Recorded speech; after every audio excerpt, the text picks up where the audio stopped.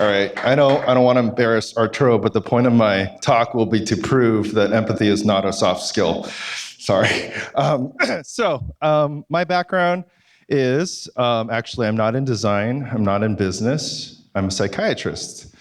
And so I'm going to do a little talk here talking about empathy, and we're going to talk about it from the context of psychology, and we're going to talk about it from the context of brain science.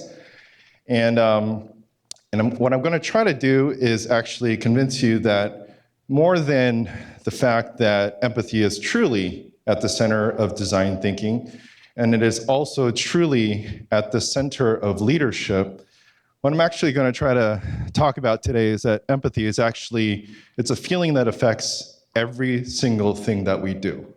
So, one aspect of empathy that's pretty important to understand is that empathy actually is a feeling. It's not a concept, it's not an idea, it's not a principle. Empathy is experienced as a feeling. All right, so the way we're going to walk through this talk is we'll get to the science, but we're actually going to start talking about the history of feelings. And the way we're going to do that first is we're going to talk about science fiction. All right, so one of the ways that I like to think about things is that if you look at science fiction, one of the cool things about science fiction is the science fiction of any era of time gives you a little bit of a window into the values of that time era.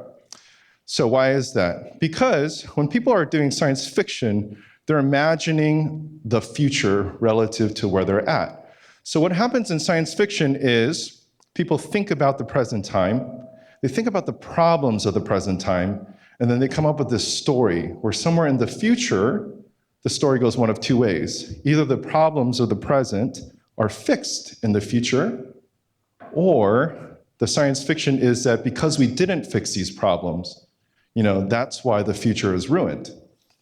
Something a little bit more subtle, though, in science fiction is that things that people believe are kind of okay don't really change in that future fiction, right? So Star Trek is an example. So in the 1960s, Star Trek started in the 1960s. In the real 1960s, what was going on was the civil rights movement. There was this ideological struggle in the world between communists and the free world, played out in conflicts in the Vietnam War, Cuban Missile Crisis. So when Star Trek comes up with this science fiction talking about 200 years into the future, this is the picture they paint, right? In the future, there's no war. In the future, it's multicultural. In the future, we're going into space as learners, as explorers. All right, so that's interesting, right? But then the subtle side of it says that in the 1960s, what they believed about feelings was that feelings were inferior to intellect. How do we know this? Because if you look at the main characters of the 1960s version of Star Trek, all the human characters kind of had some emotional flaw, right? So Scotty was always like anxious about the warp drives, and Doc had like an anger problem. He's like, damn it, Jim. And Jim, you're always worried that he was too like rash or passionate, he was going to make some mistake. But thank God they had the Vulcan on board, because he was the guy that was going to be like, all right, people, it must be done. It's logical. So this is a scene from Wrath of Khan. And if you're not familiar with the movie, it's a spoiler alerts. So this is the end where, all the weak humans couldn't decide what to do. So Spock, the logical one, had to decide, oh, you guys idiots, he does a Vulcan death grip on Doc, and he goes into the radiation chamber, he sacrifices himself because he says, the needs of the many outweigh the needs of the few, so he sacrifices himself. And then Jim walks in, and he's like a weak human. He's like, and he's freaking out. Okay, so, and Spock is stoic, right? It's sort of like, Jim, it had to be done, essentially, right? All right, so this is 1960s Star Trek, and it kind of shows, again, the values at the time. Intellect was superior, emotions were weak. So we jump ahead to J.J. Abrams' reboot. If you're familiar, this is the second movie in the reboot series. So this is Star Trek Into Darkness. It's actually a retelling of the exact same story. But the interesting thing is somewhere between the 1960s and where we end up around now, even the Star Trek narrative changed. Because actually the whole point of this story was actually talking about Spock's journey, because he didn't understand emotions. He didn't understand love. He didn't understand friendship. He didn't understand all these things. And it was a hindrance to his fulfillment. And in the concluding aspect of this movie, spoiler alert, the roles are reversed. And Jim sacrifices himself for the sake of his crew because he cares, because he's passionate. And this scene, finally, Spock gets it. Jim, you're my friend. He breaks down, he cries. And then the final culmination of this is Jim dies. He gets revived later, don't worry. Is that Spock loses it. He's like, come on! And then the whole reason the movie ends is he's so pissed that he is able to literally beat down violently the superhuman Khan because of emotion. All right, so what's the point of all this? The point of all this is somewhere between the 1960s and now, as a society, we've actually come to value feelings and emotion. It matters. Okay, so how did this happen? So somewhere in the 1980s, emotions research started to actually look at emotions. So if you've heard of so Paul Ekman, he was this American psychologist, and he was the one that identified no matter where in the world you look at human beings, we all basically have the same core emotions. We all have the same facial expressions. We all experience sadness. We experience anxiety. We experience anger. We experience surprise. We experience disgust. And if you have children and you have seen the movie Inside Out, he was a consultant on that movie. That's why those are those characters. That's based on the work of Paul Ekman. So he started to do formal emotions research and understood that emotions were part of the core human experience. If you've heard of the term emotional intelligence, that also came in the 1980s. Daniel Goleman's work, who also went from emotional intelligence to social intelligence. So now we understand that part of our intelligence is our ability to manage our emotions. And then our social relationships are also built around our ability to master our feelings. And then in about 1999, a new field of psychology called positive psychology came out. Up until this point, psychologists used to study normal people, normal development, and like in my field, psychiatry, studied what happens to human beings when things go wrong, or when things go very wrong, or when things go very, very wrong. But there was never actually a formal aspect of psychology research that studied, those people over there that are doing better than the rest of us, what are they doing, right? So positive psychology studied well-being, studying thriving. And what they found is that when people experience, over the course of their lifetime, positive emotions, when they have opportunities to use their skills and their talents and their strengths in ways that are challenging, when people get to use those same strengths to do things to contribute to the well-being of others, when people are in deep relationship, and when people can take all of those things and they can be productive and they can accomplish things, all that predicts a good life. And so positive psychology said that feeling good was essential to well-being. If you're familiar with this is a work of Abraham Maslow. It's Maslow's hierarchy of needs. So Abraham Maslow is another psychologist, and he was studying, or he came up with this idea that basically human motivation, authentic human motivation, comes from a desire to fulfill all these universal needs we have. So he came up with this list of needs, and they come from basic needs on the bottom, and they go up. All right, I see you guys taking pictures. I just want to say that this is not quite correct, all right? Because, okay. All right, all right. So, so in reality, as psychology became a lot more research-oriented, two psychologists, Dichi and Ryan, actually found that the hierarchy is not quite right. It's on the right track. But basically, all of our core human needs are built into three categories. We have a need to be competent. We have a need that what we do actually is purposeful, that we get stuff done, and we do it well. Second category is autonomy. We have these needs to say that we are self-sufficient. We can control our own lives, that our choices matter. And then the third category is our relationships. So we need to be in relationship. All right, so keep in mind. Okay, so what it means is the normal human experience is built around the fulfillment of needs. So this is a picture of my son about 42 seconds after he's born. So if you've ever watched a nature show, you've kind of seen maybe a baby deer is born, and then 42 seconds later, it can walk and run.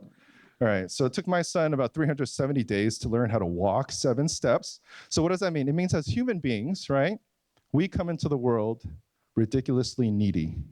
It's normal for us to be completely dependent upon other people to fulfill our needs. And here's the thing, that doesn't really stop in childhood. That's the way we're oriented for our whole lives. We can't always meet our own needs. We require other people to do so. We're built for relationships. Which brings us finally to empathy. So empathy is, Brene Brown is a researcher, and she's a good storyteller. And this is what she says. Empathy is a feeling with people, a kind of sacred space when someone's in a deep hole and we climb down. So empathy is a we experience, and it's an experience in a moment of need. So empathy, one way to think about it is, it's the feeling of being connected with others in a moment of need. So what happens during empathy is this, and the purpose of it. So empathy is essentially our biological user interface. Does that make sense? It's our ability to understand and engage with the outside world and to have that reciprocated back to us. Empathy is a functional ability, right? So it serves a true function. And it's meant to establish exactly this. It's meant for us to truly know what's actually going on with others. That's the context, that's the purpose, that's what empathy is about. What happens when we achieve this, when we pull it off, is that when we have empathy, we understand the needs of others, there's a natural sense of mutual engagement. We feel connected, we feel like we're on the same team, we feel like there's a we. We naturally want to collaborate, we want to work together. And interestingly, even at the brain science level, when you do brain imaging, you find that when a person experiences empathy, you actually have a natural compulsion to want to help that person. It gets activated simultaneously in the brain.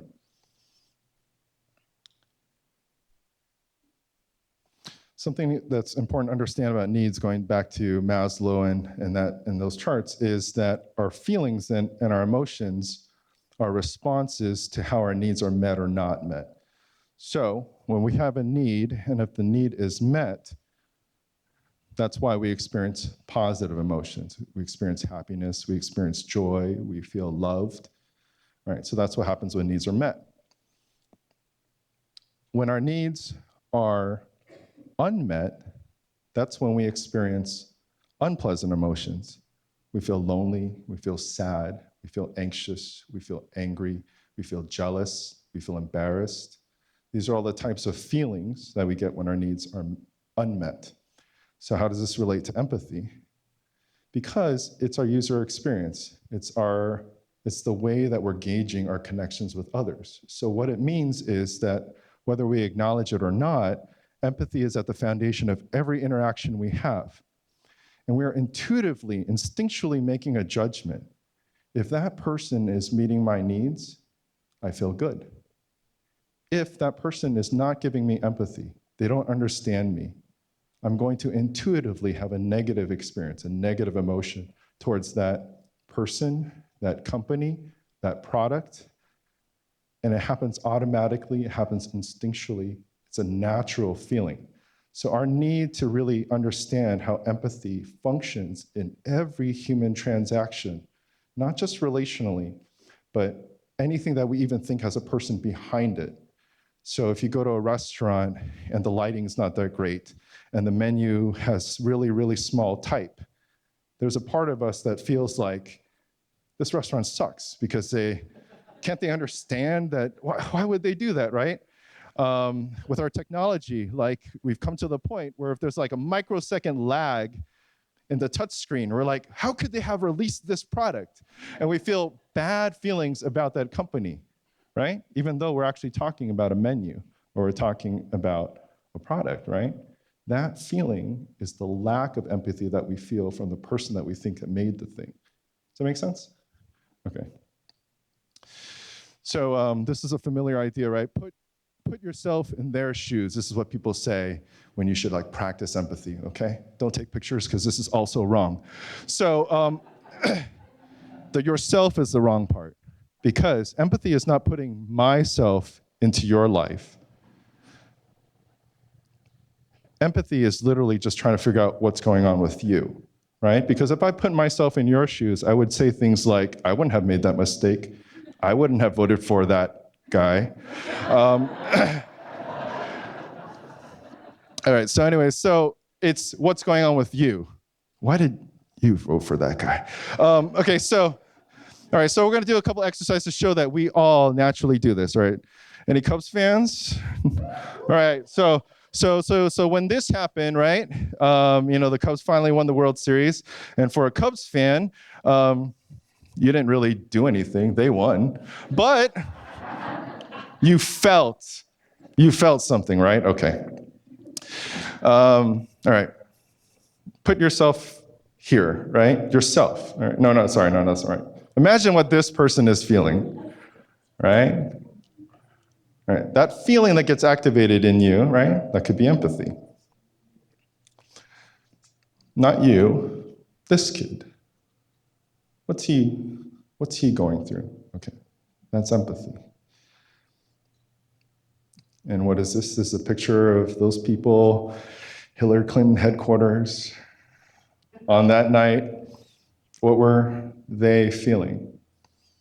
And the feelings that get activated into you, right? This is a real-time example of what I'm talking about. That's empathy, right? The feeling that you feel with other people, how you mirror their experience. So how does this happen?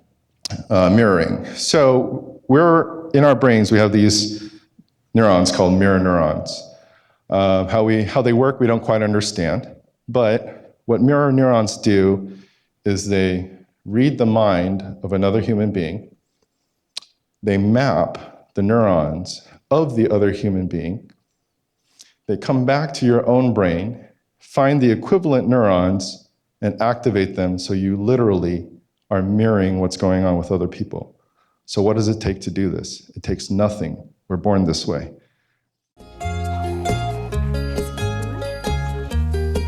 His eyes immediately search for a human face. And within 20 minutes, he'll be mimicking their expression.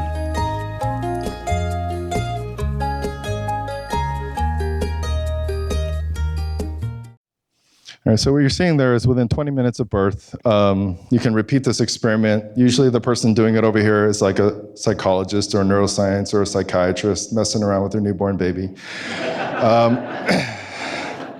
So what you do is you just stand in front of a baby who's obviously just been born, never stuck their tongue out in their life, and you just stand in front of them and you go.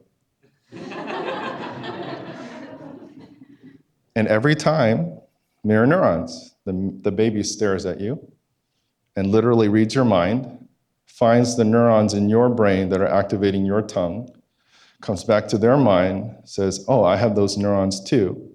And for the first time in their life, they use them and just stick them back out.